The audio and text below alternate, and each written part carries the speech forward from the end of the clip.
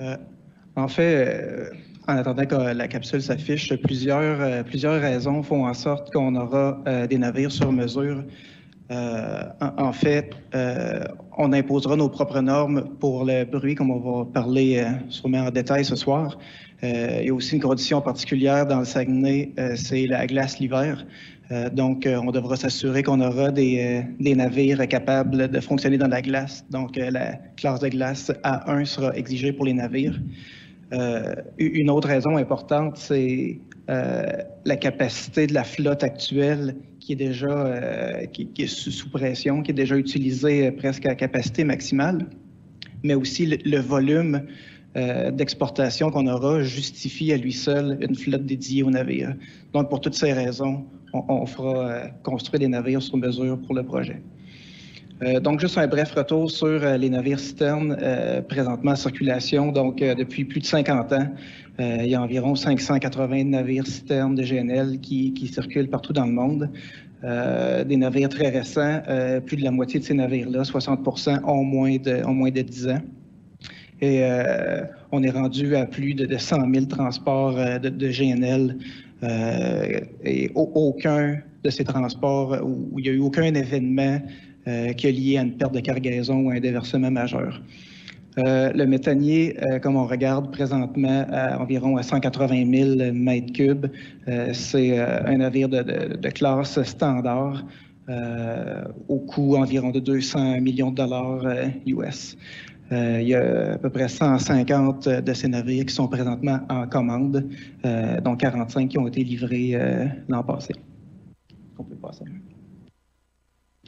Donc, bien que les navires seront construits sur mesure, on n'a pas l'intention de réinventer la roue. En fait, il y a déjà des navires très performants qui existent.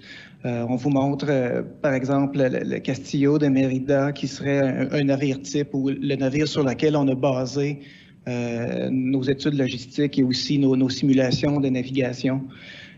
Donc, on parle d'un navire à double coque, double membrane.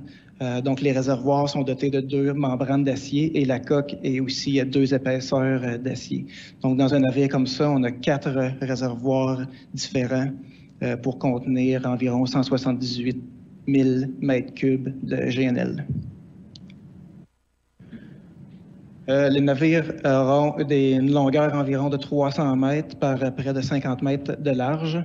Pour une hauteur maximale de 50 mètres, on est encore en train de regarder pour voir de quelle façon on pourrait diminuer un peu la hauteur des navires, possiblement en ayant des mâts rétractables ou des technologies du genre pour pouvoir maximiser la clairance sous les câbles électriques. On parle d'un tirant d'eau relativement faible pour un navire de ce gabarit-là, donc près de 13 mètres.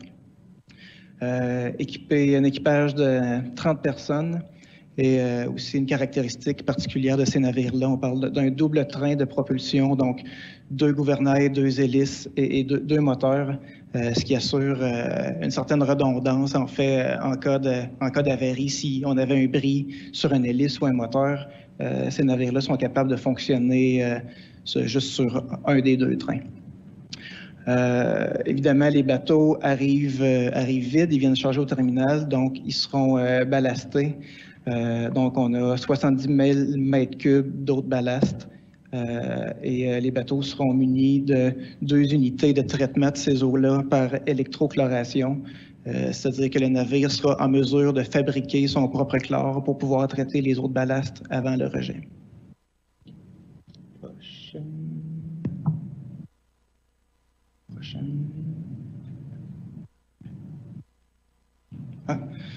Bon, en fait, ce qui nous mène, ça change pas, mais ce qui nous mène aux mesures d'atténuation du bruit.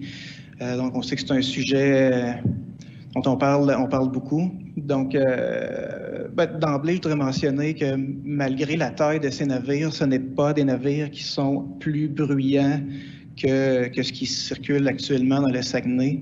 On pourra peut-être voir plus tard avec M. Gauthier de WSP, mais lors de l'étude d'impact, on a pris des mesures sonores, puis le bruit des navires citernes se comparait avantageusement aux vraquiers qui circulent présentement. Malgré tout, comme on a l'occasion de travailler sur ces navires-là d'emblée et participer à l'élaboration des devis, on voudrait vous présenter ce soir les différentes mesures d'atténuation de bruit qui sont déjà confirmées et certaines qui sont en cours d'évaluation par notre équipe présentement. Donc, on parle de la propulsion par double hélice en contre-rotation. L'avantage de double hélice, c'est de pouvoir réduire le diamètre des hélices et la force imposée sur les pales, ce qui réduit la cavitation, donc ce qui réduit le bruit. Évidemment, on aura des mesures de maintenance et de nettoyage de la coque et des hélices. L'objectif étant de garder tout ça le plus lisse possible pour éviter la turbulence et la vibration qui pourraient causer du bruit aussi.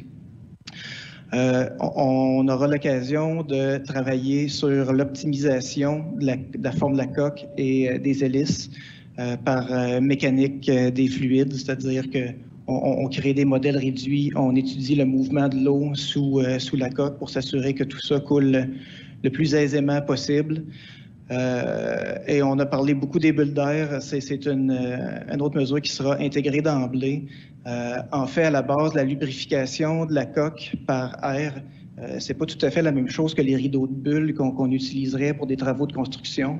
C'est en fait une mesure pour aider au glissement du navire sur l'eau, ce qui permet de réduire la puissance pour obtenir la même vitesse de déplacement.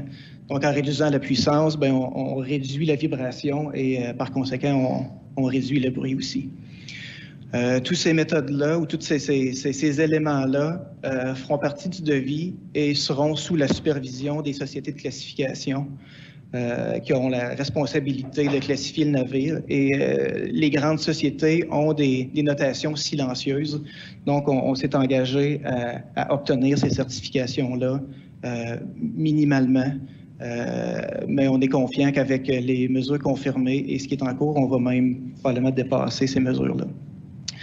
Parmi les mesures qui sont en cours ou sous évaluation, la motorisation est probablement l'endroit où on peut avoir le plus grand gain. On a déjà confirmé que les moteurs seraient propulsés au gaz naturel, c'est-à-dire qu'on utiliserait le gaz qui s'évapore des cuves ou des réservoirs pour alimenter les moteurs. Ce qu'on est en train d'étudier avec le motoriste Wärtsilä, qui est un des motoristes les plus avancés dans le domaine, c'est la motorisation hybride électrique, c'est-à-dire que les hélices seraient propulsées par un moteur électrique qui, lui, serait alimenté par des génératrices qui fonctionneraient au gaz naturel. Ce que cette motorisation-là permet, en fait, c'est de découpler les hélices des moteurs. Donc, on peut isoler les moteurs plus haut dans la coque, les monter de façon résiliente, de façon à minimiser les vibrations qui sont transmises à la coque. Donc, oui, le montage résilient de la machinerie, on vient d'en parler.